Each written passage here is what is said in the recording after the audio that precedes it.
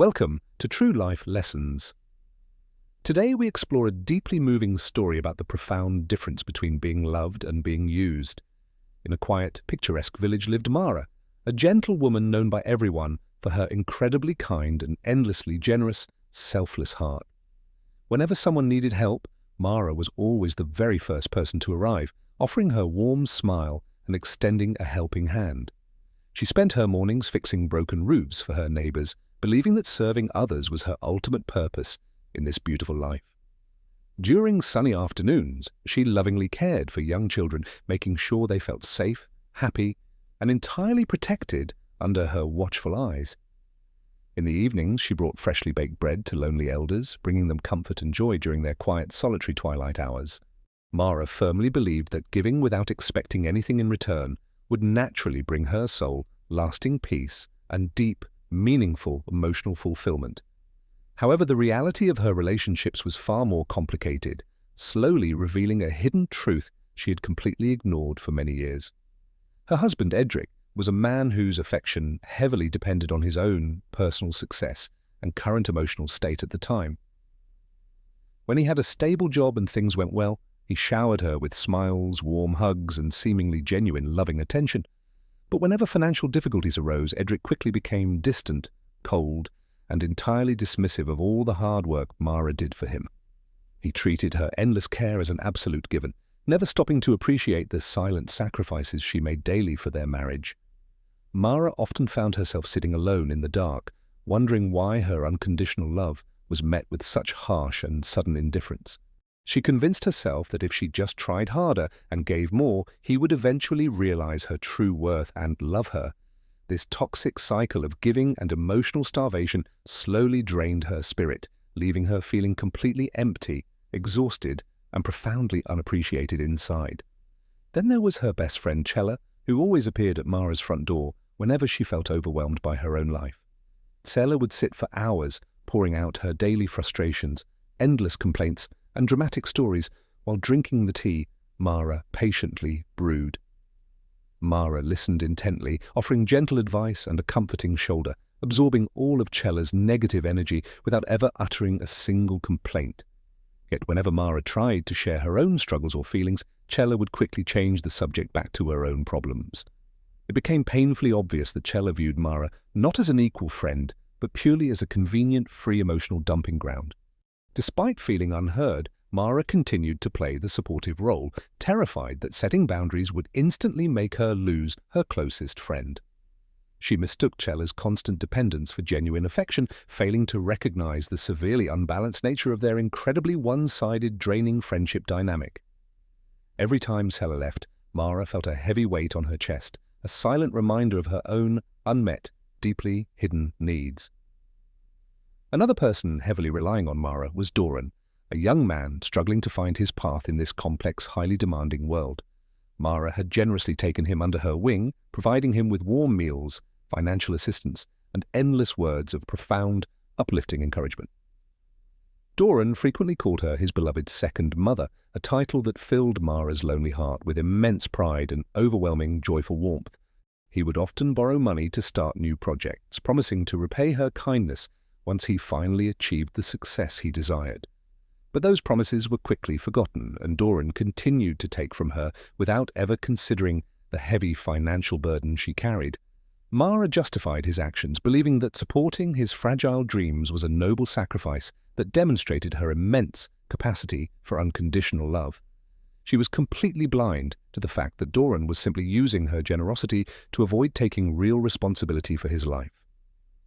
Everything changed drastically when a sudden, severe illness struck Mara, leaving her completely bedridden and utterly powerless for 2 long, agonizing weeks.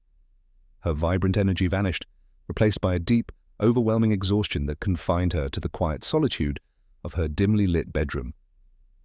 For the very first time in her entire life, Mara desperately needed the exact same help she had freely given to others. She lay in bed, feverish and weak, eagerly anticipating the comforting presence of the people she had nurtured with all her heart. She expected Edric to prepare warm soup, Cella to bring cheerful stories, and Doran to offer his youthful, vibrant, and uplifting energy. But as the long days slowly passed, the silence in her house became deafening, revealing a harsh and incredibly painful new reality.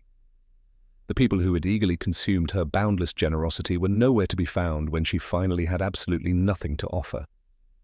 Mara stared at the ceiling, her heart aching with a profound sadness that felt much worse than her severe physical illness did. Edric, rather than stepping up to care for his sick wife, became increasingly irritated by the sudden lack of perfectly prepared meals. He loudly complained about the messy house and unwashed laundry, completely ignoring her obvious suffering and desperately needed physical and emotional rest. Instead of asking how she felt, he selfishly demanded to know when she would finally recover and resume her normal household duties. Cella visited only once, but instead of bringing comfort, she immediately launched into a dramatic story about her own minor workplace conflict. When Mara weakly mentioned her severe pain, Cella quickly brushed it off, claiming she was too stressed to handle any more negativity. As for Doran, the boy who called her his second mother, he completely vanished, not even sending a single message of concern. Mara realized with heartbreaking clarity that Doran only loved the financial support she provided, not the caring woman who generously offered it. Lying in the quiet darkness of her room, Mara finally confronted the devastating truth she had been running from her entire life. She whispered to herself through silent tears, realizing she was never truly loved by these people. She was merely incredibly useful instead. Being loved means someone cherishes your presence even when your hands are completely empty and you have absolutely nothing left to give. Being useful simply means people only value the energy, resources, and time they can conveniently extract from your generous and exhausted soul. This profound epiphany felt like a sharp knife to her heart, but it also brought an unexpected wave of liberating mental clarity. She understood that by constantly giving without boundaries, she had unknowingly trained everyone around her to treat her like an endless resource. Mara decided right then that she would no longer buy affection with relentless acts of service and endless sacrifices of her well-being. She chose to embrace her own self-worth, realizing that true love does not require constant payment or exhausting proof of absolute usefulness. As Mara slowly regained her physical strength, a profound and quiet transformation began to take root deep within her newly awakened soul. When Edric demanded his dinner upon returning home, Mara calmly handed him the ingredients and firmly told him to cook for himself. He was visibly shocked by her sudden refusal, but Mara simply walked away, feeling a strange, empowering sense of peace and control. The next day, when Cella arrived to complain about her life, Mara gently interrupted, stating she did not have the emotional capacity. Cella left offended and angry, but Mara did not chase after her, knowing that a true friend would respect her personal boundaries.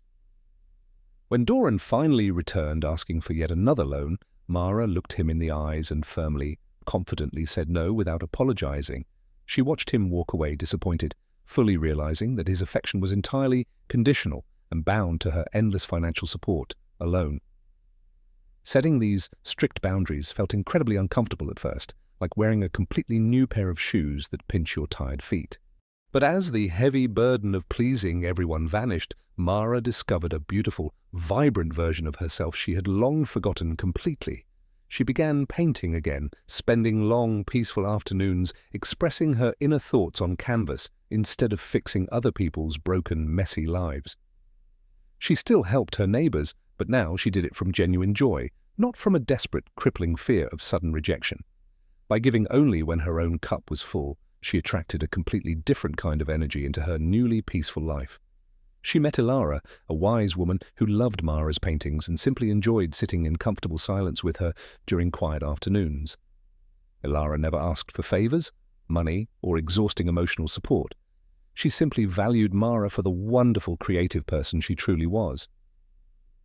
For the first time, Mara experienced the pure, unadulterated joy of being genuinely loved without having to constantly prove her practical usefulness.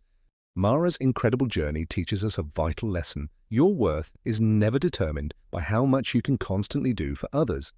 If people disappear when you stop providing for them, they never truly loved you. They only loved the convenience you freely provided. Protect your precious energy and establish firm boundaries, because those who truly care will completely respect them without any hesitation or anger. Stop breaking yourself into tiny pieces just to keep others whole, for you deserve the exact same love you give to everyone.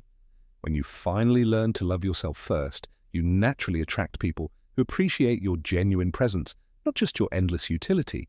Remember that true love is a balanced exchange of mutual respect, not a transactional relationship based on constant sacrifices and depleted energy.